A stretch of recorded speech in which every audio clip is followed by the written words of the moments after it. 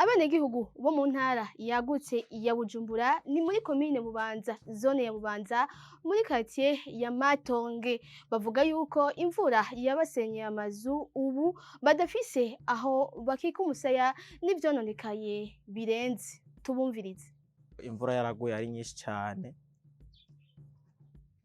Uru ruhande rwahanya umuyaga wari mwinshi cane, twumva ruragigimutse ruguye hasi. Ibigori vyaraha ku ruhande vyose biravunagurika.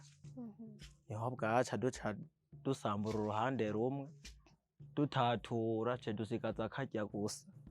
Ivyumba vyose vyaraha nizo vyavuyeko, ubu hasigaye saro yonyene. Ubu biratugora gose kubera inzu yaciye yaga, ubu hasigaye saro yonyene, barara muri saro, bahora barara muri iyi. Nibiki vyononekaye usivye ibigori? Ibisakazo hari ivyamenaguritse, ubu hasigaye bikenya cane. Yari amategura hamwe yamenekanye n'ivyahenutse nyene. Inzu yarabomotse, nyamusi hari ku munsi wa kane ndi hariya mu nzu, hatanguye habomoka aho imbere y'umuryango.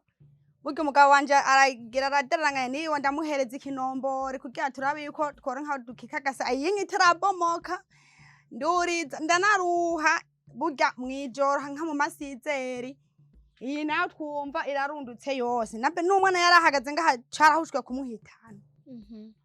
Aha hariho ibintu vyarononekaye, n'agahene kari ngaha karagiye karapfuye, n'udukoko twari turyamye ngaha. Haragiye ibintu bitari bike vyari biri ngaha nyene, kubera urabona iyi nyene niyo yari nkuru, iyo vyari vyika nyene kari igikoni. Abo benegihugu bakaba basaba abagira neza ndetse na leta kubagarukirako, kuko n'ubu imvura ikigwa. Icyo dusaba nk'abantu twagwishije amazu, badufasha bakaturonsa ibisakazo. Twasaba ko botwubakishiriza iyi nzu n'ukuri baba bagize neza. Barakamfitiye Siriyake, umukuru wa quartier ya Matonge, avuga ko inzu zimaze kubomoka zirenga hafi 59, agatera kamo nawe nyene abagira neza hamwe na leta kugira ico ikoze. Muri kino gihe babayeho mu kangaratete, kuko ibintu vyarononekaye cane, n'utwo mu nzu urabona ko twononekaye uhereye nko kuri duhagazeko. Ariko n'ubu nta muntu araronka abagarukirako. Twebwe twaranditse, turashobora kwandika igitigiri c'inzu zabomotse, turazitanga imbere mu badukurira, turarindiye turabe ko bobagarukirako. Icari igitigiri kingana gute?